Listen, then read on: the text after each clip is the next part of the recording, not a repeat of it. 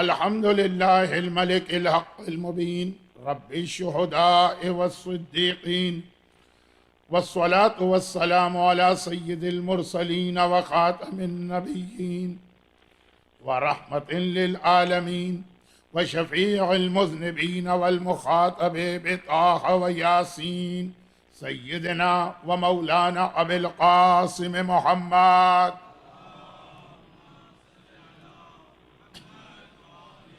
وآله الطيبين الطاهرين المعصومين المظلومين المنتجبين الميامين الذين أذهب الله عنهم الرجس وطهرهم تطهيرا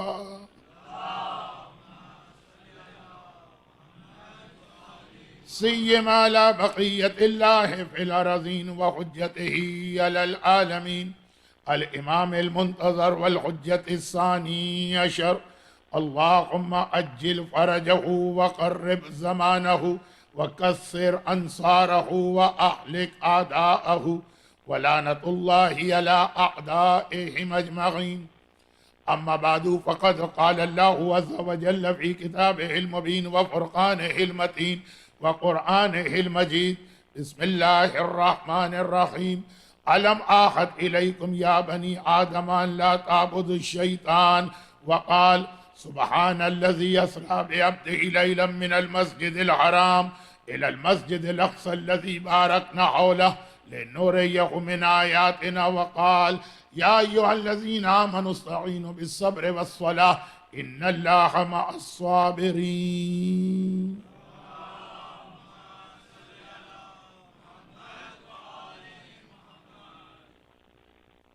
اگرچہ اب میرا یہ طریقہ کار نہیں رہا کہ میں پرچوں پہ آنے والے سوال کا جواب مجلس میں دوں انلیس یہ کہ وہ سوال میری مجلس ہی سے ریلیٹڈ ہو. اس کے علاوہ اب یہ میرا طریقہ کار نہیں رہا. لیکن بہرحال پرچہ تو نہیں لیکن ای میل کے ذریعے سے آج ایک سوال مجھے ملا اور خواہش ظاہر کی گئی کہ اس کا جواب دیا جائے. اور چونکہ میں یہ نہیں چاہتا کہ اس سوال کو میں کسی بڑے مجمع میں بیان کروں، ابھی مجھے تھوڑا اندازہ ہے کہ مجمع تھوڑی دیر میں شاید بڑھ جائے، تو اس سے پہلے میں اس سے فارغ ہونا چاہتا ہوں. سوال کرنے والے سے میں نے اس چیز کی گارنٹی لی تھی کہ وہ خطبے میں موجود ہوں گے، تاکہ ایسا نہ ہو کہ میں سوال کا جواب دوں اور وہ بعد میں کہیں کہ آپ نے تو ہمارے سوال کا جواب نہیں دیا، وہ تاخیر سے اگر آئیں. اچھا، اب میں نے اپنا یہ طریقہ بدلا کیوں؟ تو طریقہ اس لیے بدلا کہ آج کی رات شب جمعہ اور باقاعدگی سے میری مجالس کو سننے والے اور شب جمعہ جو خطبہ میں مجلس کے شروع میں پڑھتا ہوں اس پر توجہ دینے والے، انہیں معلوم ہے کہ شب جمعہ کوئی بھی ہمارا موضوع چل رہا، لیکن یا دعا یا زمانے کا امام یا موت، ہر شب جمعہ کے جو 3 بہت اہم پیغام ہیں، جو ریمائنڈر ہر شب جمعہ میں اس پہ بات کرتا ہوں.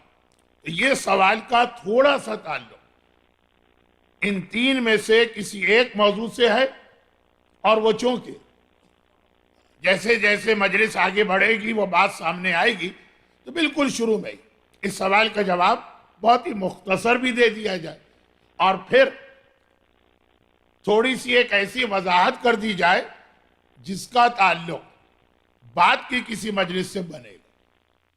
اور وہ جو بعد کی مجلس ہوگی وہ میری خواہش ہوگی کہ جس دن ذرا مومنین کی تعداد زیادہ ہو. سوال کا جواب مختصر مجمع میں، اس کی ایک وضاحت جو آج آ جائے گی لیکن بعد میں بہت تفصیل کے ساتھ آئے گی، اور پھر اس کا تعلق ہمارے شب جمعہ کے عنوان سے، اور پھر شب جمعہ کا تعلق 1439 ہجری کے عشرہ زینبیہ سے. اب یہ اتنے سارے کام مجھے 1 گھنٹے کے اندر انجام دینا ہے، انشاءاللہ ہو جائیں گے. سوال بہت چھوٹا سا، چھوٹا ان معنوں میں کہ اس کا جواب بھی اتنا ہی چھوٹا. اب بات ختم ہو جائے گی آیت اللہ سیستانی نے کیا یہ سوال اپنا فتویٰ بدلا ہے ہندو، سکھ اور تمام غیر اہل کتاب کافروں کے بارے میں. کافروں کی دو کیٹیگریز ہیں، اہل کتاب وہ پاک ہے. اور یہ بھی آج کل کے مراجع کا نظریہ ہے. امام خمینی ان کو فتوے کی بنا پہ نجس سمجھتے تھے. آیت اللہ خوئی کے یہاں بھی احتیاط واجب میں نجاست تھی. اور میں اور زیادہ ماضی میں اس لیے نہیں جا رہا ہوں کہ اس مجمع سے پھر ان مراجع کا عملی کوئی تعلق نہیں. لیکن رہبر انقلاب آیت اللہ خامنائی کہ یہاں بھی اہل کتاب پاک ہیں اور آیت اللہ سیستانی کے. اور اہل کتاب میں عام مسلمانوں کے خلاف ہمارے یہاں ذرا سا ایڈیشن ہے. عام مسلمان یہودی اور عیسائی، ہمارے یہاں پارسی یا زرتشتی بھی اہل کتاب میں شامل ہے، پاک ہے. لیکن اہل کتاب کے علاوہ جو باقی کافر ہیں، اب یہ ایک لفظ اچھا تو نہیں ہے لیکن کیا کروں، ٹائم بھی بچانا ہے. صف اول کے جو اسٹیبلش مرجع مراجع کی ہمارے یہاں پھر قسمیں ہوتی ہیں. ایک صف اول میں آتے ہیں تراز اول کے، تراز دوم کے. تو صف اول کے جو مرجع ہیں اور جن کی مرجعیت اسٹیبلشڈ ہے. آج کل کے فتنوں میں ایک فتنہ یہ بھی ہے کہ یا تو مرجع کو مانتے نہیں یا ہر ایک کو مرجع مان لیتے ہیں. تو جو اسٹیبلش مرجع ہیں ان میں اتفاق ہے اس بات کا کہ غیر اہل کتاب باقی کافر نجس. خاص طور پر آیت اللہ سیستانی کا نظریہ اور رہبر انقلاب کا نظریہ. مگر آیت اللہ سیستانی نے اپنے اس نظریے کو یقیناً بدلا ہے. اور ایسا ریسنٹ یہ چینج ہے کہ ان کی تمام کتابوں میں وہی پرانا مسئلہ ملے گا. عوام کے لیے Islamic law, code of practice, صاحبان علم کے لیے منہاج الصالحین، مسائل منتخبہ، التعلیق علی العروۃ الوثقی، خیر تمام کتابوں میں. یعنی اب تک فتویٰ تبدیل ہونے کے بعد کسی بھی کتاب کے نئے ایڈیشن کے چھپنے کی باری نہیں آئی. یہ اتنا ریسنٹ چینج. مگر سوال کرنے والے کا جو مقصد ہے وہ ان کے کام نہیں آئے گا، کیونکہ یہ چینج ایسی ہے کہ اس کی ایک ایکیڈمک ویلیو تو ہے، پریکٹیکلی اس سے مسئلے پہ کوئی فرق نہیں پڑے گا. عملی اعتبار سے وہی کا وہی مسئلہ رہے گا. علمی اعتبار سے پھر علماء کے درمیان اس پر بحث ہوگی.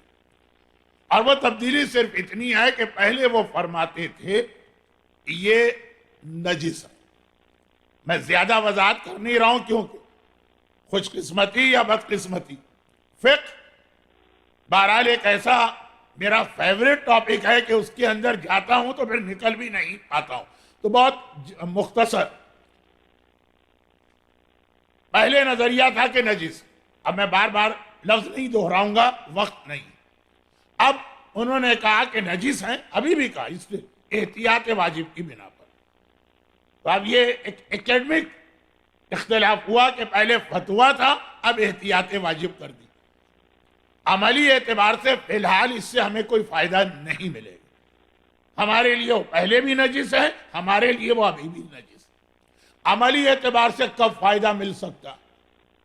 احتیاط واجب ایک ایسی ٹرم ہے کہ اب تو ہمارے چھوٹے چھوٹے بچوں کو بھی اس کے بارے میں معلوم، اور حج پر جانے والا تو اس کے بغیر شاید حج کر بھی نہ پائے.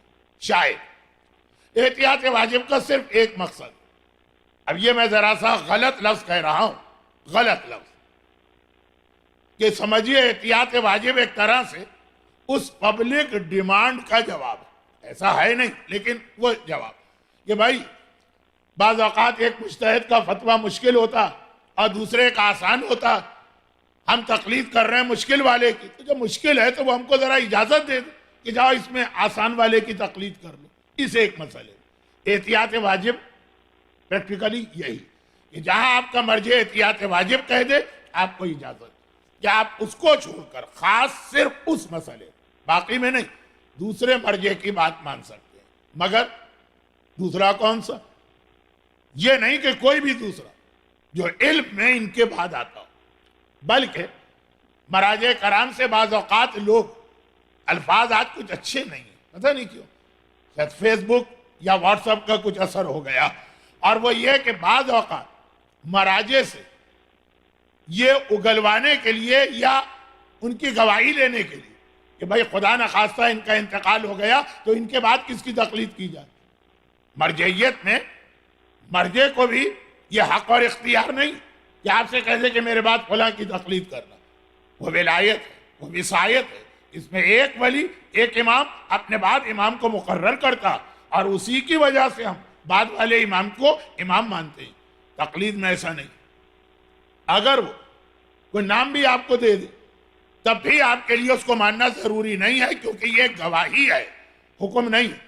تو کبھی کبھار یہ پوچھ لیتے ہیں کہ ہم آپ کی تقلید میں، دیٹ مینز ہم آپ کو اس وقت سب سے بڑا عالم مانتے ہیں، آپ کی احتیاط واجب میں ہم کس کی طرف جا سکتے ہیں؟ یہ دوسرے الفاظ میں اس کا مطلب ہے کہ آپ کے بعد علم میں دوسرے نمبر پر آپ کے خیال میں کون؟ آپ کے خیال میں وہ ایک گواہی۔ تو طریقہ یہ ہوتا ہے کہ احتیاط واجب میں تو اکثر مراجع وہی جواب دیتے ہیں جو آیت اللہ سیستانی نے 85 دفعہ دیا۔ یہ میرا کام نہیں، جن سے پوچھ کے آپ نے ہماری تقلید کیا وہی آپ کو بتائیں گے کہ نمبر 2 پہ علم کے اعتبار سے کون۔ اب یہاں پہ میرے ساتھ ایک مسئلہ اور ہے، گرچہ میں لکھنؤ والا ہوں لیکن پلا بڑا تو کراچی میں ہوں نا، تو میری زبان وہ تو نہیں ہے جو لکھنؤ والی۔ بعض اوقات جوش ایسے الفاظ کہے جاتا ہوں جس کے 2 معنی ہوتے ہیں، اچھے بھی اور برے بھی، وقت نہیں ہوتا سمجھانے کا۔ اب میں نے کہا جو 2 نمبر کا مجتہد ہے، کراچی میں 2 نمبر کا مجتہد کسی اور معنی میں استعمال ہوگا، یہاں پہ مراد ہے علم کے اعتبار سے جو دوسرے نمبر پر ہے احتیاط واجب میں اسی کی طرف جائیں۔ یہ نہیں کہ جی ہمارے مرجع نے احتیاط واجب کہہ کے ایک طرح سے ہمیں فری ہینڈ دے دیا کہ ان کو جھوڑ سکتے ہیں۔ ہاں یہ انہوں نے اختیار دے دیا کہ اس مسئلے میں آپ میری رائے کو چھوڑ سکتے ہیں، لیکن یہ بھی نہیں کہ جہاں چاہیں چلے جائیں، جو علم میں آپ کے اعتبار سے دوسرے نمبر پر خود داڑھی احتیاط واجب کی بنا پہ اس کا منوانا حرام، لیکن جب تک علم میں دوسرے نمبر کا مرجع اجازت نہ دے تو وہ احتیاط واجب کہیں کہ فتویٰ دے، عملاً ہمیں اسی پہ عمل کرنا۔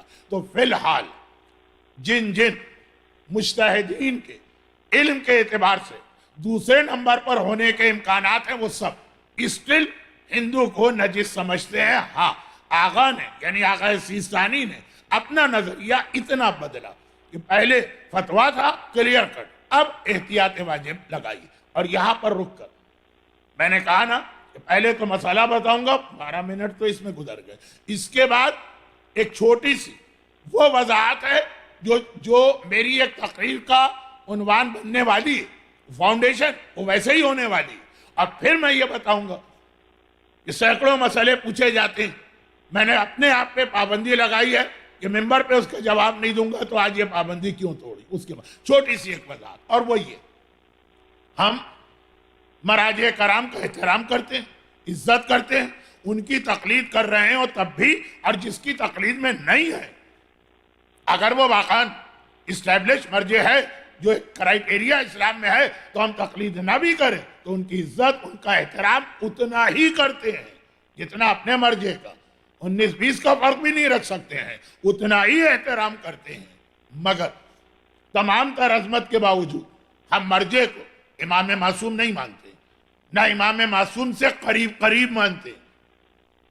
فَقَانَ قَابَ قَوْسَيْنِ اور ادنا، یہ نہیں ہے کہ ہم کہیں کہ امام کے لیول کے نعوذ باللہ، یا یہ کہ بھئی 2 کمانوں کا فاصلہ ہے، بہت قریب ہے امامت کے، بالکل نہیں، زمین و آسمان کا فرق ہے دونوں کے علم میں، کوئی میچنگ ہی نہیں۔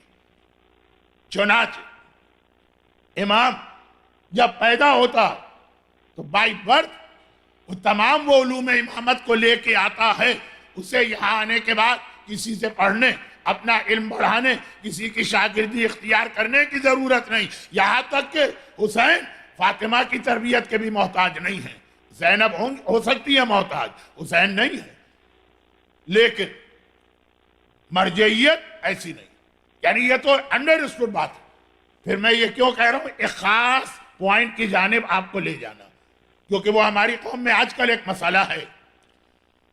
مرجع جب پیدا ہوتا ہے ہماری اور آپ کی طرح سے، وہ توہین کی نیت سے نہیں کہہ رہا ہوں، جو حقیقت ہے جاہل مطلب، کچھ نہیں جانتا. پھر آہستہ آہستہ وہ علم حاصل کرتا. کیا چیزیں جو اس کو اتنے بڑے معیار پہ لے جاتی؟ خالی علم ہے، تقویٰ ہے، روحانیت ہے، والدین کا رول ہے. یہ آپ ممبر سے سنتے بھی رہتے ہیں، اور کچھ مزید میں بھی بتاؤں گا. آہستہ آہستہ اس کا علم بڑھتا، یہاں تک کہ وہ مجتہد بنتا. تو عام طور پہ آج کل ہمارے یہاں اس کے لیے آیت اللہ کا ٹائٹل استعمال ہوتا، اور پھر مجتہد میں بھی وہ اس لیول پہ پہنچ جاتا ہے کہ لوگ اس کی تقلید کریں. آیت اللہ العظمیٰ. مولا نے اپنے لیے آیت اللہ الکبریٰ کا لفظ استعمال کیا، اس لیے فرق رکھنے کے لیے مراجع کے لیے ہم الگ ٹائٹل استعمال کرتے، وہ وہاں تک پہنچتا. مگر یہ مرجعیت کی جو سب سے بڑی ایک خصوصیت کہ اس لیول پر پہنچنے کے بعد جب وہ آیت اللہ العظمیٰ کہلاتا ہے، یعنی پوری دنیا میں اس سے زیادہ علم میں کوئی نہیں، سب سے زیادہ علم ہے. پھر کیا ہوتا ہے؟ اسٹاپ بھئی، میں سب سے بڑا ہو گیا ہوں، میرا علم اس وقت ایسا ہے کہ کوئی اس کو چیلنج بھی نہیں کر پا رہا، تو اب مجھے کیا ضرورت ہے مزید پڑھنے کی؟ ایسا نہیں. مسلسل اسی انداز سے اجتہاد کا پروسیس اور اس کی ریسرچ جاری ہے. جس طرح سے جب وہ جوانی کا ایک طالب علم تھا، یہ جو مراجع اتنے بڑے لیول پہ پہنچے، جوانی میں یہ 16 to 18 آور ریسرچ کیا کرتے تھے، پڑھا کرتے تھے. 4 سے 6 گھنٹے میں نیند بھی ہے اور باقی تمام چیزیں بھی. بلکہ کئی واقعات اور کچھ روایتوں میں اشارے ملے کہ جو دین کی ایسی تعلیم حاصل کر رہا ہو، مولا کے روضے کے سامنے اور زیارت کے لیے نہیں جا پاتا. جس کام کو وہ انجام دے رہا ہے اس کی خاطر. تو یہ تو جیسا میں نے کہا کہ کسی بڑے مجمع میں بات کروں گا، یا تو سارے کے سارے ان تمام چیزوں کو بغیر پڑھے بھی ماننے والے اب اتنے بڑے رتبے پہ پہنچ گئے. اچھا، میں خود ممبر کا آدمی تو ہوں، چاہے ابھی کراچی میں 3 مجلسیں پڑھ رہا تھا، مجمع ہی نہیں تھا، لوگ ہی نہیں تھے. یہاں زیادہ بانیہ مجلس پریشان. کسی سے پوچھا، کہا کہ جب آپ ڈی گریڈ کے خطیب کو بلائیں گے تو یہی اشر ہوگا. تو خیر خلاصہ یہ کہ ڈی ہو کہ ای ہو کہ ایف ہو، جو بھی میرا گریڈ ہو اس کے اندر، بہرحال ہوں تو ممبر کا آدمی. تو مجھے معلوم کہ جب انسان خطابت کے کمال پہ پہنچتا ہے، محنت کرنا بند کر دیتا. جو محنت کرتے رہتے ہیں ان کو آخر وقت تک عروج ملتا، لیکن عام طور پہ محنت کرنا بند کر دیتے ہیں. مجمع بے وقوف نہیں ہوتا، وہ سمجھ جاتا کہ یہ آدمی تیاری کر کے آیا کہ بس ایسے ہی 1 گھنٹہ ہی ٹائم پاس کر رہا. 1 گھنٹے میں بھی 20 منٹ گزر گئے اس آدمی کے. تو خیر، تو خلاصہ یہ کہ مرجعیت آخری لیول، مگر اس کے بعد بھی اجتہاد کا پروسیس جاری ہے. چنانچہ اس منزل پر آ کر بھی مجتہد کے فتوے بدلتے رہتے، اور ریسرچ کی فتوہ چینج ہو گئے. فتوے سے احتیاط پہ آ گئے، احتیاط سے فتوے پہ آ گئے، ایک فتوے سے دوسرے پر. اس سے زیادہ ڈیٹیل کی ضرورت نہیں. اتنا بھی میں نے کیوں کہا کہ ایک تو ویسے ہی یہ جملہ میں بہت کہتا ہوں کہ ایسا نہ ہو کہ مرجعیت کی اہمیت بیان کرتے کرتے لوگ یہ سمجھیں کہ میں اس کو امامت کے معیار پہ لے جا رہا ہوں. اور دوسرا اس لیے کہا کہ جب مراجع کی زندگی 0 سے شروع ہوتی ہے اور وہاں تک جاتی ہے، ایک بہت اہم بات کا خیال رکھیے گا. شیعہ تاریخ میں بہت اہم بات میں کہنے جا رہا ہوں. شیعہ تاریخ میں بہت کم مراجع ایسے ہیں کہ جوانی میں ایک کمال کی اس منزل پر پہنچ گئے کہ اس کے بعد آگے کوئی گنجائش ہی نہیں ترقی. شہید اول اس میں شامل. شہید اول کی سب سے بڑی خوبی یہ مانی گئی کہ اجتہاد کے اعتبار سے کیا شخصیت کہ آج بھی ان کی کتاب پڑھے بغیر کوئی مجتہد بن نہیں سکتا، اور جوانی میں اس معیار پہ پہنچ گئے. علامہ ہلی بالکل اپوزٹ. شہید اول علامہ ہلی کے بیٹے فخر المحققین کے شاگرد ہیں. یہ ایک ہی ٹائم پیریڈ. ان کا علم روز بروز بڑھتا، ہر 2 سال کے بعد فتووں میں تبدیلی آتی. جب مقلد کو نیا فتویٰ معلوم ہو جائے اس پہ عمل واجب، جب تک نیا پتہ نہ چلے پرانا ہی اس کے لیے ویلڈ۔ اچھا، اب یہ میں کہنا کیا چاہ رہا ہوں مجلس میں؟ کہنا یہ چاہ رہا ہوں کہ بڑے سے بڑا مرجع خاص طور پر جب وہ اپنی زندگی کی آخری منزلوں میں عروج پر پہنچا ہو، یہ دنیاوی الفاظ مراجع کے لیے مناسب نہیں ہے، لیکن آج وقت کم ہے، باتیں زیادہ ہیں، تو میری اتنی سی بدتمیزی کو برداشت کریں۔ جب وہ مرجعیت کی منزل پہ پہنچ گیا، اور مرجعیت میں بھی آخری منزل، تو اس کا مطلب یہ نہیں کہ 20 سال کی عمر میں جو انہوں نے نظریہ پیش کیا ہم اس کو اتنا ہی اہمیت دیں جتنا 80 سال کی عمر میں جب وہ مرجع بنے اور اتنے اسٹیبلش ہوئے۔ 20 سال میں بھی ریسرچ تو کی، کتاب لکھی، 40 سال 60 سال۔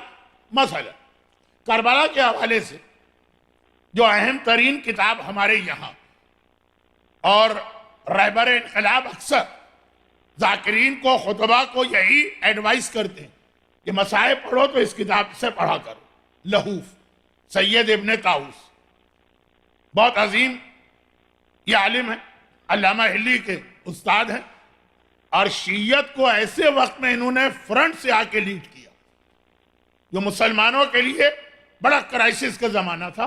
ہلاکو خان نے بغداد پہ حملہ کیا، اور بغداد کو خیر کیپٹل تھا اس لیے مشہور ہو گئے، وہ تو پوری اسلامی دنیا کو تباہ کرتا ہوا رہا۔ نیشاپور اجڑ گیا اس کی وجہ سے۔ وہی 8ویں امام جب نیشاپور آئے تو کیا رونق تھی۔ تھوڑا بہت تذکرہ اتوار کے دن ہوگا جو شہادت کی مجلس ہے 8ویں امام کی، لیکن اجڑ گیا اس کے بعد، ساری اسلامی دنیا کو تباہ کیا۔ اس وقت شیعت کی قیادت ابن طاؤس کے پاس تھی، علامہ ہلی کے استاد، بہت عظیم عالم۔ اور یہ بھی یاد رکھیے جب علامہ مرجع بن گئے انہوں نے فتوے دینا بند کر دیا، سرنڈر کر دیا۔ یہ ہماری مرجعیت کی روحانیت اور تقوی کی وہ منزل کہ میں دیکھ رہا ہوں کہ مجھ سے زیادہ بڑا عالم آ چکا ہے، اب میرے لیے لوگوں سے اپنی تقلید کرانا جائز نہیں۔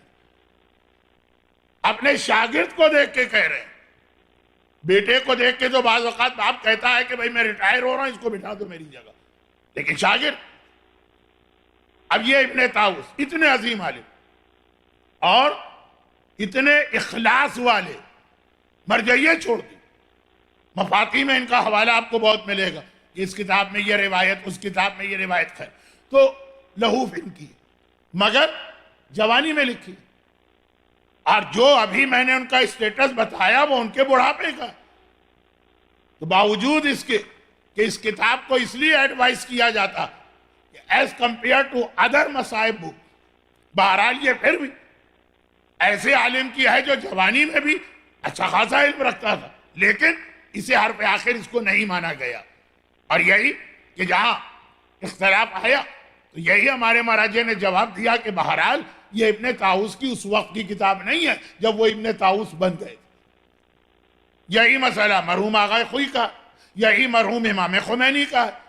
زندگی میں سینکڑوں کتابیں لکھی، ایک کتاب اپنی زندگی کے 25ویں سال میں لکھی، اور وہ کتاب کو اگر آپ اس کتاب کے برابر اہمیت دیں، جیسے چہل حدیث، اسرار الصلاۃ، یا ان کے فتووں کی کتاب تحریر الوسیلہ، یہ خود ایک زیادتی ہوگی اس مرجع کے ساتھ۔ تو بعض اوقات اچھا جوانی میں جو کہ مجتہد نہیں بنے، فتووں کی کتاب نہیں لکھی، وہ تو ساری مرجعیت کے بعد ہے یا اجتہاد کے بعد، مگر امام خمینی بہرحال ایک نام ہے۔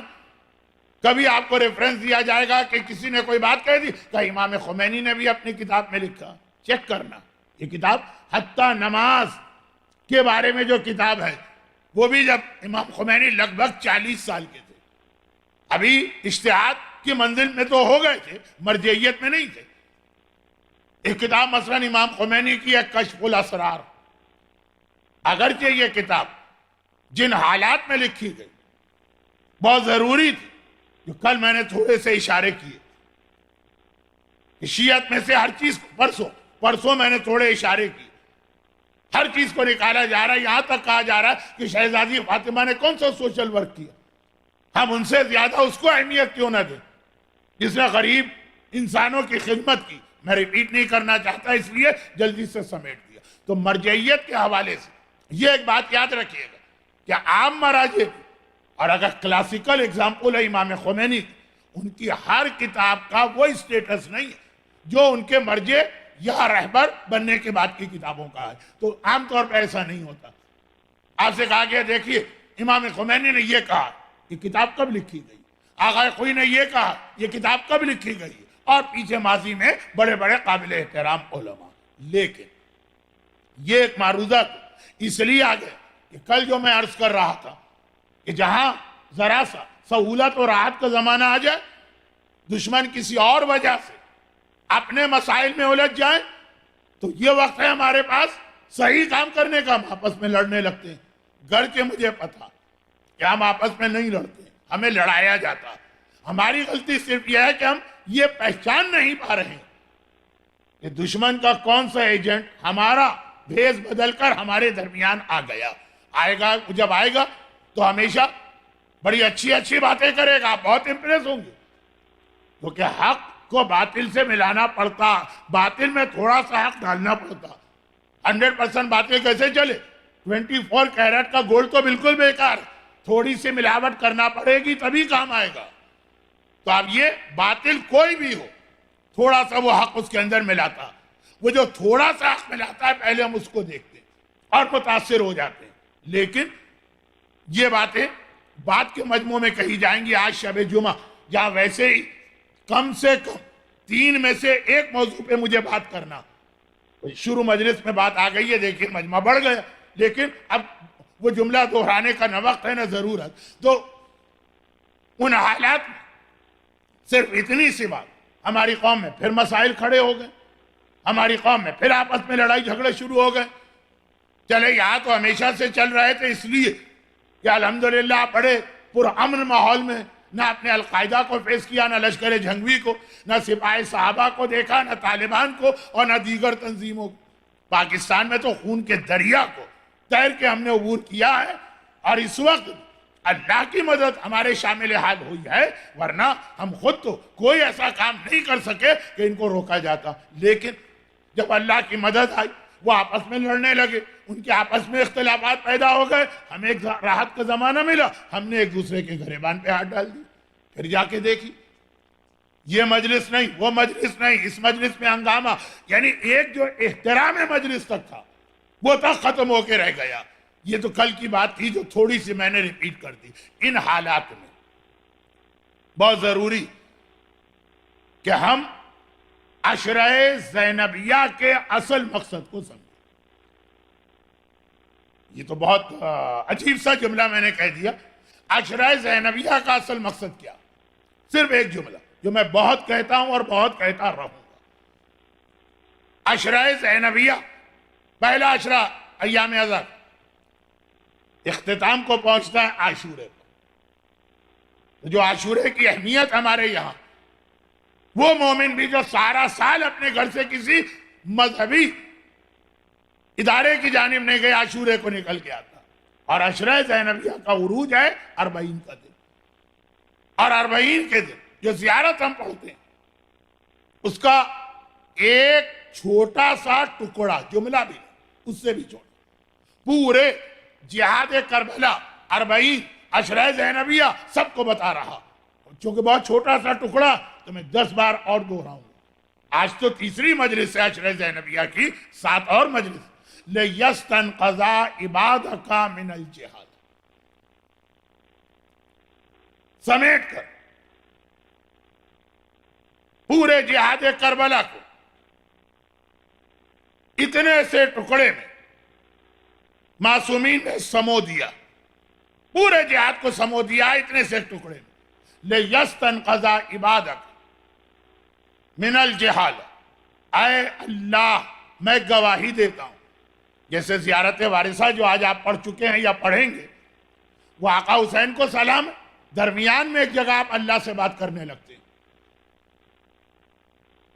وَأُشْهِدُ اللَّهَ وَمَلَائِكَتَهُ، لیکن زیارت 40 میں تو بالکل شروع میں ہی زیارت شروع ہوئی، 2 جملے کہے آپ نے اور پھر اللہ کی طرف گئے، اور آپ نے کہا اے خدا میں گواہی دیتا ہوں کہ حسین نے یہ ساری قربانی دی لِيَسْتَنْقَذَ تاکہ بچایا جائے عبادکا تیرے بندوں کو، خالی مومن نہیں، پوری دنیا انسانیت کو من الجہالہ، جہالت سے بچایا جائے۔ یہ پورے جہاد کربلا کا وہ مقصد ہے جو ابھی آپ گھر جاتے وقت گاڑی میں بیٹھ کے اسمارٹ فون میں چیک کر لیجئے۔ میں نے کہا یہ تیسری چوتھی لائن میں آپ کو مل جائے گا۔ زیارت وارثہ کا جو جملہ میں نے پڑھا وہ ڈھونڈنے میں آپ کو پوری زیارت دیکھنا پڑے گی، بالکل شروع۔ یہ مقصد تو بات کیا ہو رہی تھی؟ جو ہماری قوم کے پرابلم شروع ہو گئے، اس کا سلوشن ایک ہی جو حسین نے اس وقت عالم اسلام کے لیے پیش کیا تھا سلوشن، بندگان خدا کو جہالت سے نکالو۔ کیسے، کس طرح سے، کون سی جہالت یہ آگے آتا رہے گا۔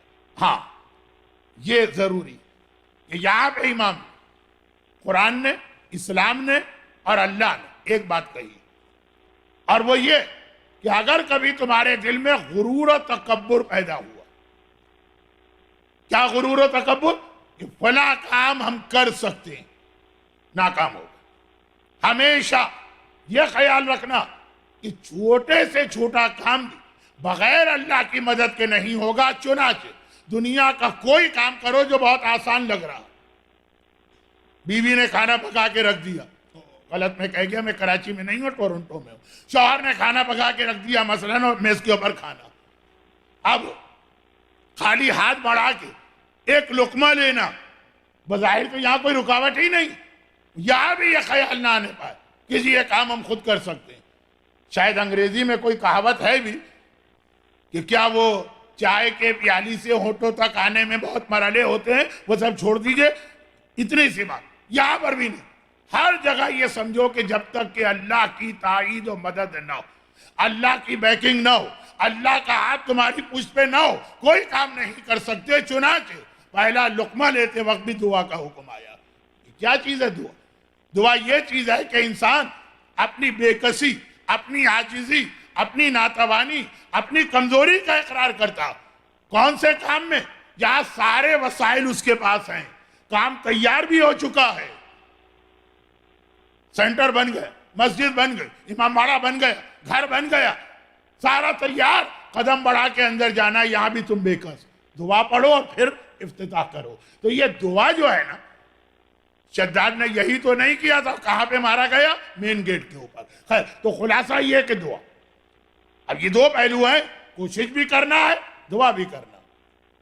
مجھے ایک حدیث کا لفظ ہے، کوشش اس طرح کرو، یہ الفاظ میرے ہیں، مفہوم امام کا، کسی بھی کام میں کوشش اس طرح کرو جیسے اس کائنات میں کوئی اللہ ہی نہیں، جو کرنا ہے تمہیں اپنے بلبوتے پہ کرنا، اور دعا اس طرح کرو کہ جیسے تمہاری کوئی طاقت ہے ہی نہیں، تم زمین پہ پڑے ہوئے ریت کے ذرے ہو، جو کچھ کرنا ہے وہ اللہ کو کرنا۔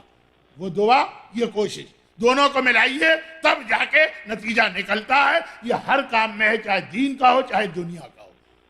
اور اسی حوالے سے میں آج کی رات، دعا کی رات، کربلا کے جہاد، آقا حسین ہر قربانی دینے کے لیے تیار ہو کے آئے، تیار کر کے لائے ہیں ہر قربانی کو۔ اور حسین تو حسین، قربانیاں حسین کے بزرگوں نے بھی تیار کی ہیں، لیکن آخری وقت تک آپ دیکھیں گے آقا حسین دعاؤں کا سلسلہ جاری۔ کس چیز کی دعا؟ اپنے آپ کو بچانا نہیں، تو ہر قربانی موجود ہے، مگر شب عاشور پوری رات دعا، حتیٰ آخری رخصت کے لیے جب آقا سجاد کے پاس آئے تھے تو ایک دعا دے کر گئے کہ ہمارے شیعوں سے کہنا جب کبھی بڑی مشکل ہو تو یہ والی دعا پڑھی جائے۔ تو دعا کی اہمیت تو آج کا موضوع نہیں ہے، لیکن شب جمعہ وہ رات ہے جب انسان کو مکمل طور پر دنیاوی اور دینی دونوں اعتبار سے اپنی کمزوری تسلیم کرنا، ہم کچھ نہیں، نتھنگ، زیرو ہیں، بلو زیرو۔ تو آپ یہاں ٹیمپریچر کے عادی ہیں نا، بلو زیرو، ہم اس سے بھی گئے گزرے، بہت کمزور، چاہے مسئلہ ظہور امام کا ہو چاہے مسئلہ موت کا ہو۔ یہ پہلا میرا جملہ 35 منٹ کے بعد میں نے اس کو ریپیٹ کیا۔ آج کی رات امام زمانہ، آج کی رات موت، کچھ نہیں، اور چاہے وہ دنیاوی مسئلے ہوں، آج کی رات دعا، اپنی کمزوری کا اقرار ہے، اور اس کے بعد جب کمزوری ہے تو وہاں سے مدد لینا۔ آج کی رات دعا کی رات ہے، اور دعا کی پہلی شرط وہ جس کی وجہ سے کچھ جملے میرے سمجھ میں نہیں آئیں گے بعد والوں کے لیے، لیکن میں کوشش کروں گا وہ جملے اتنا مختصر رہیں کہ ان کا ٹائم ویسٹ نہ ہو۔ دعا کی پہلی شرط وہ ہے جس کی وجہ سے آج میں نے پہلا مسئلہ فقہی بتایا کہ اگر تمہارے پیٹ میں حلال لقمہ نہیں ہے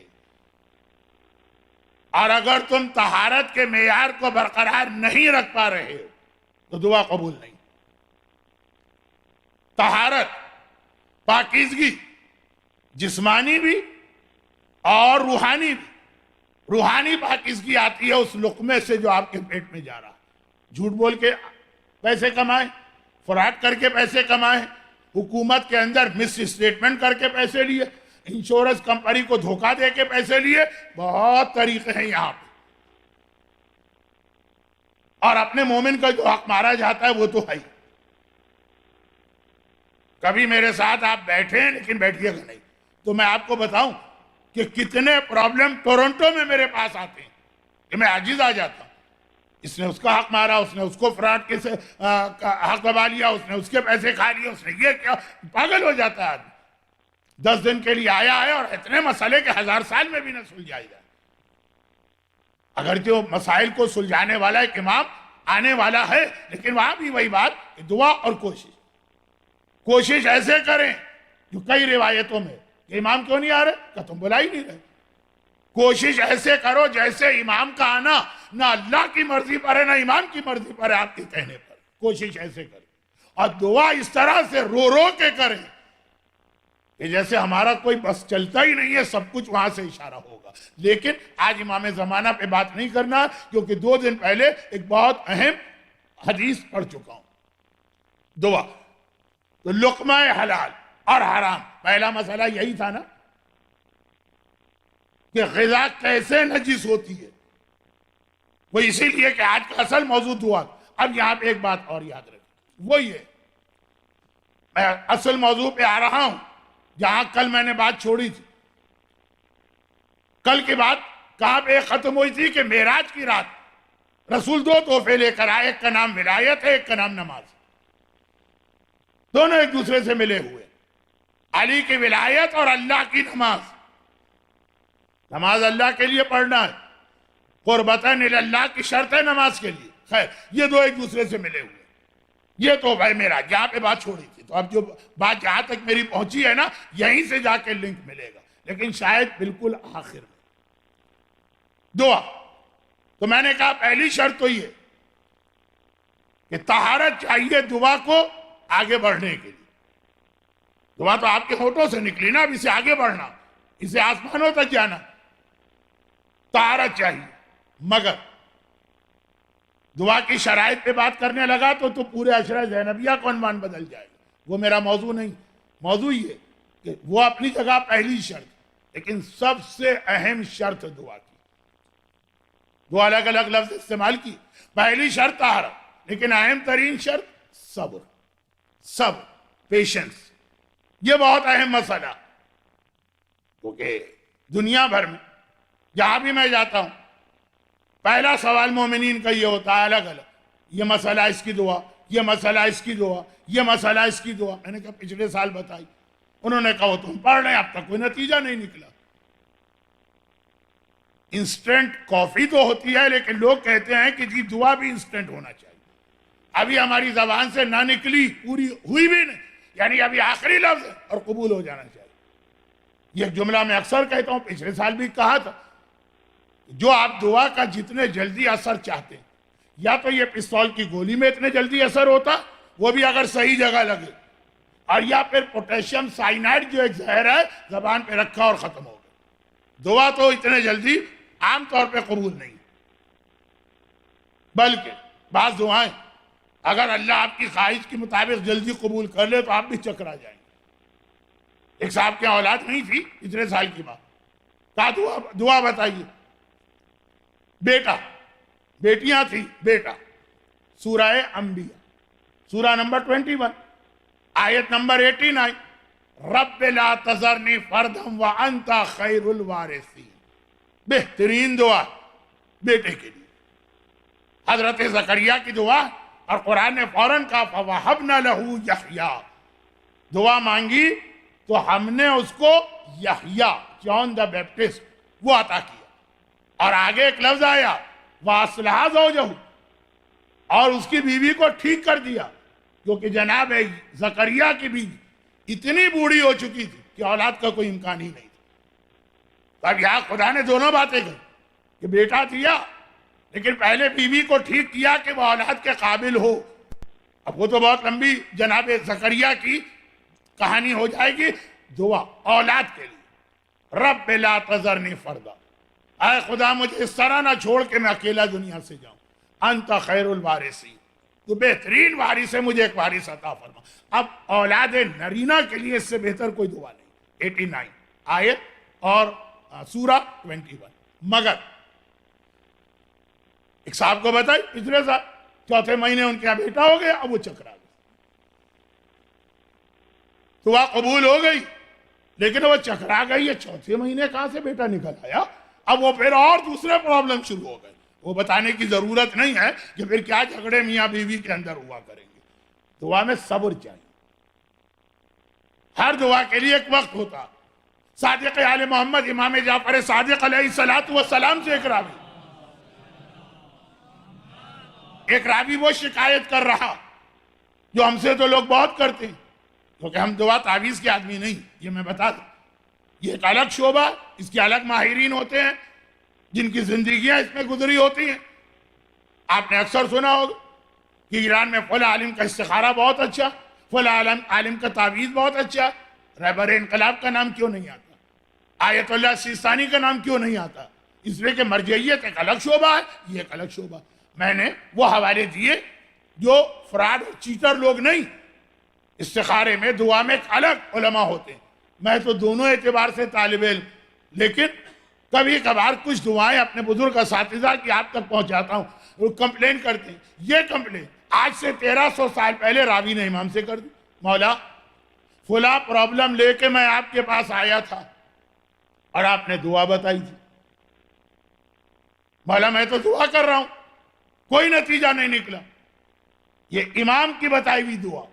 امام نے کہا کتنا عرصہ ہوا؟ کہ مولا 6 مہینے ہو گئے۔ امام کا جواب کیا تھا؟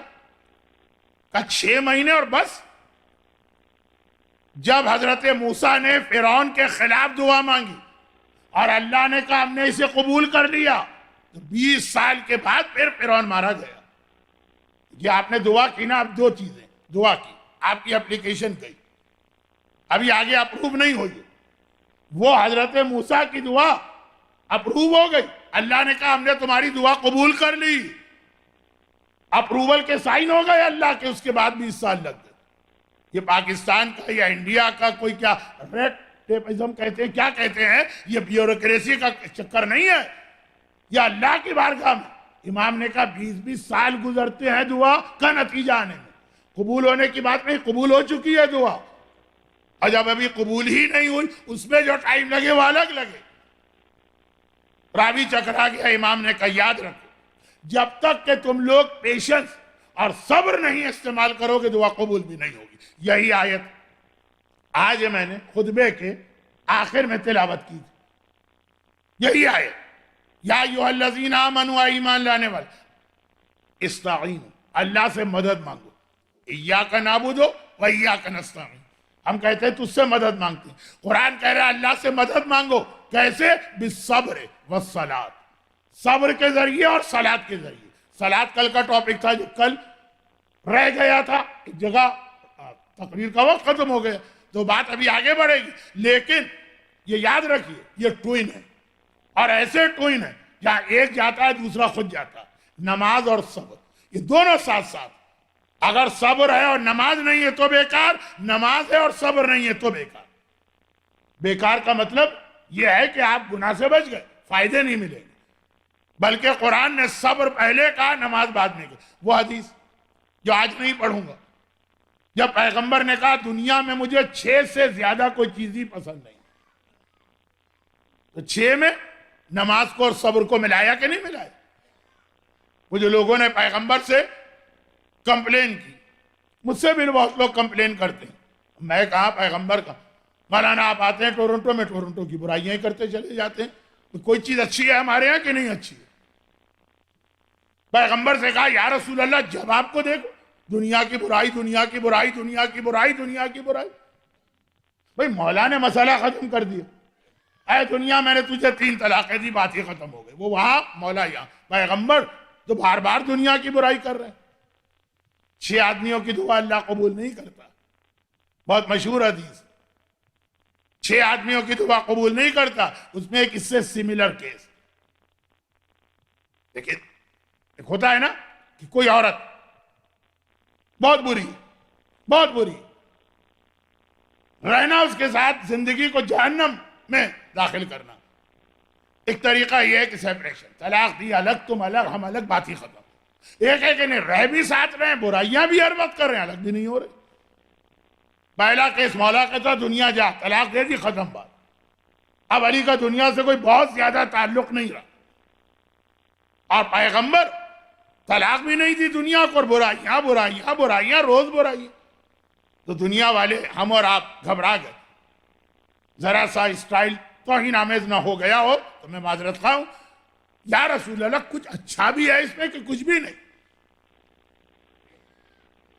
پیغمبر نے کہا تمہاری دنیا میں 6 چیزیں بہت اچھی ہیں. تمہاری دنیا، تمہاری دنیا، تمہاری. اس کے اندر 6 میں 2 چیزیں کیا بتائیں؟ یہ حدیث کوئی میں نے 8-10 دفعہ تو المیدی کے اس ممبر سے پڑھی. کیا بتائی؟ نماز اور صبر. قرآن ہر پرابلم کا سلوشن نماز اور صبر. پیغمبر نماز اور صبر. یہ صبر جس کو ہم ایک عام سی چیز سمجھتے ہیں، بہت اہم. عشرہ زینبیہ صبر کا نام. کربلا میں جہاد تھا، کوفہ و شام میں صبر تھا، یاد رکھیے. یہ صبر بہت اہم بات. اس کے بغیر جو پیشنس. اچھا اللہ نے بشارت خوشخبری بھی انہیں کو دی. بشر الصابرین الذین اذا اصابتهم مصیبہ قالوا انا للہ وانا الیہ راجعون اولئک علیہم صلوات من ربہم ورحمہ واولئک هم المہتدون. صبر کرنے والے کو 3 اللہ نے انعام دیے. تم پر اللہ کی طرف سے صلوات آ رہی ہے، تم پر رحمت آ رہی ہے، تم ہدایت والے ہو. لیکن آج کا موضوع اس انداز سے صبر نہیں جو بچوں کو پڑھایا جاتا ہے. آج کا موضوع ایک اور انداز سے صبر ہے. اب پورا تو نہیں آئے گا، مختصر. قیامت کا دن کتنا خطرناک دن. انبیاء تک گھبرائے قیامت کی خوفناکی سے. پیغمبر بیٹھے، اصول کافی کی حدیث، سامنے جبرائیل ہے. مدینہ حجرہ رسول، ستون جبرائیل سے ٹیک لگائے، جبرائیل بیٹھے ہیں، پیغمبر سے باتیں ہو رہی. ایک دم پیغمبر نے دیکھا جبرائیل کے چہرے کا رنگ زرد پڑ گیا، سارا جسم کانپنے لگا. دہیائے قلبی کی شکل میں آتے تھے تو چہرے کا رنگ جیسے کوئی آنکھیں پھٹ گئی، جیسے کوئی آدمی ایک دم ڈر جائے. خوف. جبرائیل سید الملائکہ. کل میں نے عرض کیا ایک نظریہ کہ پیغمبر کو بھی تعلیم جبرائیل نے دی، صحیح غلط نہیں، لیکن میں کہہ رہا ہوں ایک نظریہ. ہمارے شیعوں میں علمہ شدید القویٰ، لیکن بات بہت پھیل رہی ہے. جبرائیل پورا جسم کانپ رہا اور ایسا لگ رہا ہے کہ ڈر کے مارے بے ہوش ہونے والے. پیغمبر جبرائیل کی حالت دیکھ کے گھبرا گئے. آپ کے سامنے کوئی ایسا آدمی بیٹھا ہو تو آپ فوراً اس کی مدد کو جانا چاہیں گے، پہلے تو پوچھیں گے خیریت تو ہے، کیا ہو رہا. پیغمبر پوچھنا چاہتے ہیں کہ ایک دم ڈسٹربنس ہو گئے. ایک اور فرشتہ اسرافیل وہ آسمان سے اتر کے آئے اور آنے کے بعد کہا کہ یا رسول اللہ، فوری طور پہ اللہ نے ایک ضروری پیغام دے کے بھیجا. تو جبرائیل تو آلریڈی آئے ہوئے ہیں، مجھے بھیج دیا. اور وہ یہ ہے کہ اللہ یہ چابیاں، کی رنگ، کسی بڑے ادارے کے چابیاں رکھتا ہے، دیکھا ہوگا نا آپ نے، ایک رنگ میں 15 20 25 چابیاں لٹک رہی ہوتی ہیں، چھن چھن چھن چھن بول رہی ہوتی ہیں. وہ چابیوں کا ایک بڑا گچھا، زیادہ اس اردو ہی میں چل رہا ہوں، وہ لے کے آئے. کہا کہ یہ اللہ نے آپ کو بھیجوایا. لیکن کہا ہے کہ 2 چیزیں ہیں، آپشن تمہارے پاس، چاہے یہ لے لو چاہے وہ لے لو. اب یہ کیا؟ کہا یہ پوری کائنات کی چابیاں. کائنات مختلف حصوں میں تقسیم ہے نا، ہر ایک کی ایک کی، ساری آپ کو دی جا رہی ہیں، آپ سب کے مالک. یہ لے لو، کائنات کی بادشاہی. اور یا پھر اللہ نے کہا کہ میرے عبد بن جاؤ، میرے بندے بن جاؤ. پیغمبر نے ایک لمحے آپ بھی سمجھ سکتے ہیں سوچنے کی زحمت بھی گوارا نہ کی، کہا اٹھا لو یہ چابیاں واپس لے جاؤ، کائنات کی بادشاہت نہیں چاہیے، اللہ کی عبدیت، اللہ کی غلامی، اللہ کی بندگی، یہ میرے لیے سب سے بڑا اعزاز ہے۔ پیغمبر اللہ کی بندگی، مولا، آج ایسے لوگ بھی ہو گئے جو خود مولا کو اللہ کہنے لگے، مولا فخر کرتے ہیں، الہی میرے فخر کے لیے یہ کافی ہے کہ تو میرا رب ہے۔ علی کا فخر ہے وہ ہم چھین رہے ہیں علی سے۔ عبدیت پیغمبر نے قبول کی تو خیر اسرافیل یہ پیغام لے کے آیا، اللہ کا بندہ بننا ہی سب سے بڑا اعزاز ہے۔ بہت ہی معمولی سے دنیاوی مثال دی جائے، افریقہ میں ایک بہت ہی چھوٹا سا ملک یا بڑا ملک، ہمیں وہاں کی بادشاہت دی جا رہی یا دنیا کی سب سے بڑی طاقت کی نمائندگی دی جا رہی، ہم تو کہیں گے نہیں چاہیے وہ بادشاہت، ہمیں تو اتنا بڑا ملک وہ اپنا نمائندہ بنا رہا، میں نام بھی نہیں لینا چاہتا، ہمیں یہ چاہیے۔ پیغمبر نے کہا اللہ کا غلام ہو جانا یہ دنیا کی سب سے بڑی بادشاہت سے بھی بڑی بادشاہت ہے، مگر بات چیت کر کے اسرافیل چلے گئے۔ اب پیغمبر نے دیکھا جبرائیل کو نارمل ہو چکے تھے، کہ جبرائیل کیا بات ہے، خیریت تو ہے؟ بعض ایسی بیماریاں ہیں کہ اچانک اٹیک ہوتا ہے اور پھر آدمی ٹھیک ہو جاتا ہے، خیریت تو ہے؟ کہا کہ یا رسول اللہ اس اسرافیل کو دیکھ کے میری یہ حالت ہو گئی۔ پیغمبر نے کہا کیوں بھائی، کوئی جھگڑا ہے، لڑائی ہے، کوئی مخالفت ہے، کیا بات ہے؟ کہا نہیں، آسمان کے سارے فرشتے اس سے ڈرتے رہتے ہیں، اس کے منہ میں سور، اور پتہ ہے جب قیامت آئے گی تو یہ آسمان سے اتر کے دنیا میں آ کے سور پھونکے گا۔ میں سمجھا شاید یہ سور پھونکنے اتر رہا ہے، قیامت کا دن آ گیا، قیامت کے خوف اور دہشت سے سید الملائکہ معصوم فرشتے کی یہ حالت ہو گئی جو شرابی اور گناہگار مومن بھی سننے کو تیار نہیں۔ شرابی گناہگار وہ بھی سننے کو تیار نہیں، مولانا قیامت ہمارے لیے مسئلہ نہیں، میں بدنام قیامت کی وجہ سے ہوا ہوں، اور نہ باقی، اور میں کیا مجلس میں غلط بات پڑھتا ہوں، عذاب بہت پڑھتے ہیں، قیامت سے بہت ڈراتے ہیں، قیامت ہمارا مسئلہ نہیں۔ سورہ حج دوسری آیت، قرآن، اب حدیث نہیں قرآن، یوم تذہل کل مرضعۃ عما ارضعت وَتَضَعُ كُلُّ ذَاتِ حَمْلٍ حَمْلَهَا وَتَرَى النَّاسَ سُكَارَىٰ وَمَا هُمْ بِسُكَارَىٰ وَلَٰكِنَّ عَذَابَ اللَّهِ شَدِيدٌ۔ کہا وہ دن دودھ پلانے والی مائیں اپنے بچوں کو بھول جائیں گی، پھینک کے بھاگیں گی قیامت کے ڈر سے، پریگننٹ عورتیں ان کے حمل گر جائیں گے قیامت کے ڈر سے، انسانوں کی آنکھیں پھٹ جائیں گی، تمہیں لگے گا یہ نشے میں ہیں، وما ہم بے سکارا، وہ نشے میں نہیں ہے، عذاب خدا اتنا شدید ہے قیامت کا دن۔ اور پھر مزید تفصیل آئی پولیس صراط کی۔ آج شب جمعہ موت کا ذکر آتا ہے تو اس پر میں تھوڑا بہت کہیں سے عذاب کا پہلو نکال ہی لیتا ہوں، اور میں سیکوینس سے چل رہا ہوں۔ مسئلہ شرعی سے مرجعیت سے صبر، اور صبر سے یہ پیغام، پولیس صراط کیا خطرناک پل ہے، ایک طرف یقیناً جنت مگر جو قیامت کے میدان سے شروع ہو رہا ہے، وہاں کی حالت بال سے زیادہ باریک، تلوار کی دھار سے زیادہ تیز، آگ سے زیادہ گرم، اور نیچے جہنم کے بھڑکتے ہوئے شعلے، وہ بھی تھوڑا سا ڈسٹینس نہیں ہے کہ آپ سمجھتے آگے بڑھ گئے۔ 3000 سال لمبا یہ پل ہے، چل رہے ہیں چلے جا رہے ہیں، اور بال سے زیادہ باریک، تلوار کی دھار سے زیادہ تیز، آگ سے زیادہ گرم۔ یہاں بھی ہوتا ہوگا، ہم نے پاکستان میں بھی دیکھا، بلکہ میرا بچپنا تھا جب نیٹی جیٹی پر چائنیز وہ آئے تھے جمناسٹک کے ماہر، وہ ایک چھوٹے سے تار پہ وہ چند قدم چلنا، بہت مشکل سے بیلنس برقرار رکھنا، وہ بھی ہر ایک کے لیے ممکن نہیں، اور پولیس صراط، اور نیچے جہنم، اور ایک فوبیا ہے لوگوں میں، کچھ لوگوں میں بلندی سے ڈر لگتا، نیچے دیکھیں تو آدمی بلندی سے خود ہی گر جاتا، یہ ہے پولیس صراط۔ اب عذاب بہت آیا روایتوں میں نہیں پڑھ رہا ہوں، عذاب کچھ نہیں پڑھا، ایک قرآن کی آیت پڑھی، ایک جبرائیل کا خوف زدہ ہونا پڑا، ایک پولیس صراط کا بیان پڑھا، بس عذاب تو نہیں پڑھا۔ پھر بھی کہا جائے گا آج کی پوری مجلس مولانا نے عذاب پہ پڑھ دی، خیر۔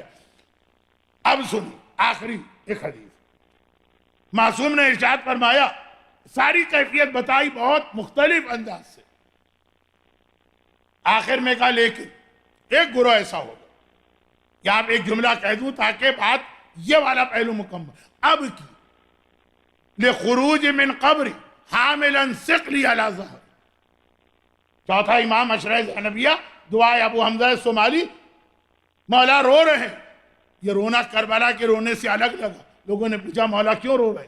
کہا میں رو رہا ہوں اس دن کو یاد کر کے جب اپنی قبر سے اپنے تمام اعمال کا بوجھ اپنی کمر پہ رکھ کے نکلوں گا. یہ امام معصوم. سوال ہی پیدا نہیں ہوتا کہ ہم ان کے بارے میں خالی سوچ بھی سکیں گناہ. یہ ہمیں اور آپ کو یاد دلا کتنا سخت دن ہے کہ امام رو رہے ہیں.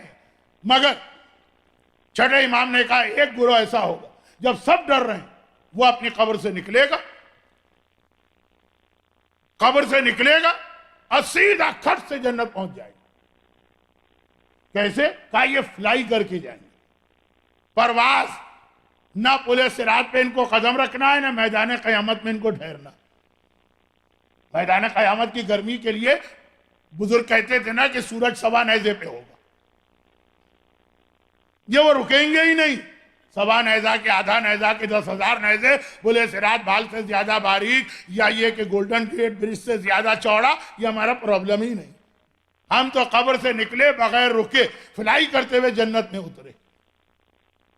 جب ایسے خطرناک کہیں مثلا آگ لگ جائے ہیلی کاپٹر لائے جاتے ہیں ریسکیو کرتا ہے اس آگ ہی پر سے ان لوگوں کو گزار کے محفوظ مقام پہ لے جاتے ہیں. یہ آج کی دنیا 1400 سال پہلے امام کی حدیث.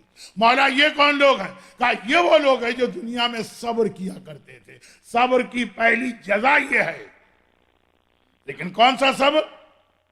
بات کل آئے گی لیکن کل مجمع نہیں آئے گا مجھے پتا ہے. اسی مجلس سننے کے بعد وہ صبر کے شراب سامنے رکھی ہے. پینے کا دل چاہتا ہے اپنے آپ پہ کنٹرول کیا. یہ صبر ہے. گانے بجانے کے سامان یا محفلیں سامنے ہیں اور اپنے آپ پہ صبر کر کے اس سے بچائے باقی باتیں کل. کہا یہ فلائی کر کے جائیں گے جنت. نہ قیامت ان کا پرابلم ہے نہ پلے صراط ان کا مسئلہ. لیکن یہ صبر بھی چھوٹا اس صبر کے مقابلے میں کہ اگر ابھی زینب ہاتھ اٹھا کے بد دعا کرے تو ساری یزیدیت ایک لمحے میں ختم ہو جائے. اور پھر صبر کرنا. اردو میں کہتے ہیں مجبوری کا نام صبر. سیرت معصومین میں ہے کہ اختیار رکھ کر حکم خدا سے خاموش رہنے کا نام صبر. جو ہمارے اور آپ کا لیول تو گانے اور شراب تک ہے کہ اختیار ہے حکم خدا کی وجہ سے اپنے آپ کو بچا. زیادہ ہم میں طاقت نہیں. اور وہ سجاد ہو زینب کا معیار کہ الفاظ تو بیان ہی نہیں کر سکتے. مختصر یہ کہا جائے تو یہ کہا جائے کہ پوری طاقت ہے کائنات کی سجاد کے ہاتھ میں. پوری طاقت ہے کائنات کی زینب کبریٰ کے ہاتھ میں. ایک اشارہ کر دے تو ابھی قیامت آ جائے. کیا مجال یزیدیت کی؟ مگر حکم خدا سے خاموش. اور وہ سارے مظالم دیکھنے کے بعد جو خالی آپ سنتے ہیں تو تڑپ اٹھتے. سکینہ کے تماچے لگ رہے ہیں آپ سنتے ہیں نا وہ دیکھ رہے ہیں. عابد بیمار کی کمر پہ کوڑے پڑتے ہیں آپ سنتے ہیں تڑپ جاتے وہ دیکھ رہے ہیں. شہادت کے بعد بھی زمین میں اصغر کو دفن کے بعد بھی لاشا نکال کے دوبارہ گردن پہ خنجر چلایا جا رہا ہے آپ سنتے ہیں غج کھا جاتے ہیں وہ دیکھ رہے ہیں. اب صبر کر. کیا طاقت نہیں تھی؟ طاقت تھی. اچھا اب یہ کیسے پتا چلے کہ طاقت تھی؟ تو اس کے کچھ واقعات بھی ہمارے سامنے آئے. حسین آخری وصیت بہن سے کیا کر کے گئے تھے؟ شب جمعہ وصیت کی رات. اگر آج تک آپ نے وصیت تیار نہیں کیا آج رات کو تیار کر دی. حسین آخری وصیت کیا کر گئے تھے؟ 2 جملے نا. ایک کل کے مصائب میں آیا ایک آج کے مصائب. آخری رخصت جو پرسوں کے مصائب میں ایک جملہ میں نے کہا کہ آخری رخصت تو وہ مرحلہ ہے کہ زینب کو مر جانا چاہیے. اب مر گئی زینب اگر ایک جملہ حسین نہ کہتے. اور کل آخری وصیت کے 2 میں سے ایک جملہ بہن نماز شب میں میرا نام نہ بھولنا. زینب نے زندان شام میں بیٹھ کے نماز پڑھی. یہ کل کے مصائب. اور تیسرا اور آخری جملہ اور بہن کتنا ہی مشکل مرحلہ کیوں نہ آئے کبھی بد دعا کے لیے ہاتھوں کو نہ پھیلانا. کیونکہ زینب کی بددعا قیامت لے آئی، آسمان پھٹ جائے گا، سورج تاریک ہو جائے گا، زمین میں زلزلہ آئے گا۔ اور زینب نے بھی تینوں وصیتوں پہ عمل کیا، زندہ رہی اور شام کا جہاد کامیاب کر کے آئی۔ نماز شب ایسی بھی پڑھی کہ بچے گر رہے ہیں، ہاتھوں میں رسیاں ہیں اور پڑھی جا رہی ہے، اور بددعا۔ اس کے بعد تو وہ سارے مصائب آئے شام غریبہ کے، جس کے لیے علماء کہتے ہیں کہ شاید عاشورے کے دن کے مصائب اتنے نہیں ہیں جو شہادت کے بعد کے مصائب ہیں۔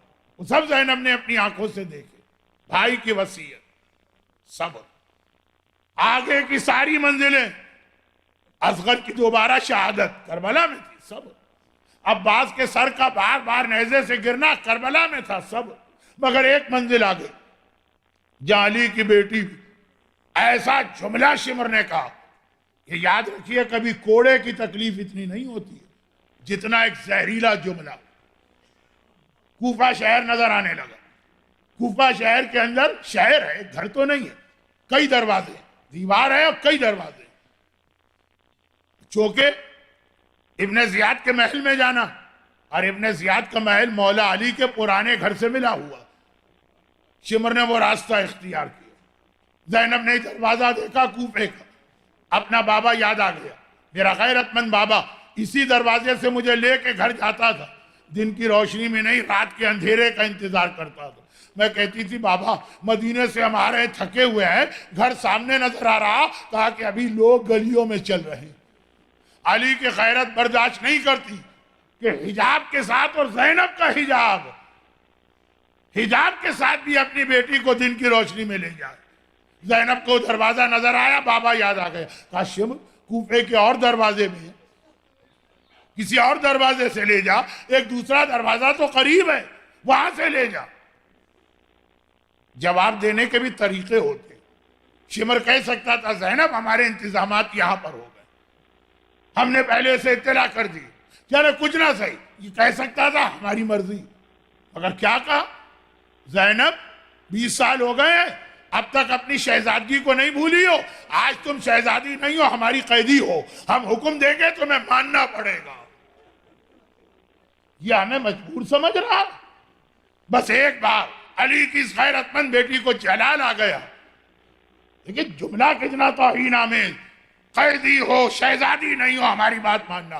زینب نے ایک بار آواز دی، اے کلثوم، اے رقیہ، اے سکینہ، اے فاطمہ کبریٰ، اے فروہ، اے لیلہ، اے رباب، یہ مجھے مجبور سمجھ رہا ہے؟ آؤ میں بددعا کرتی ہوں، تم سب آمین کہنا، میں اسے اپنی طاقت دکھا دوں۔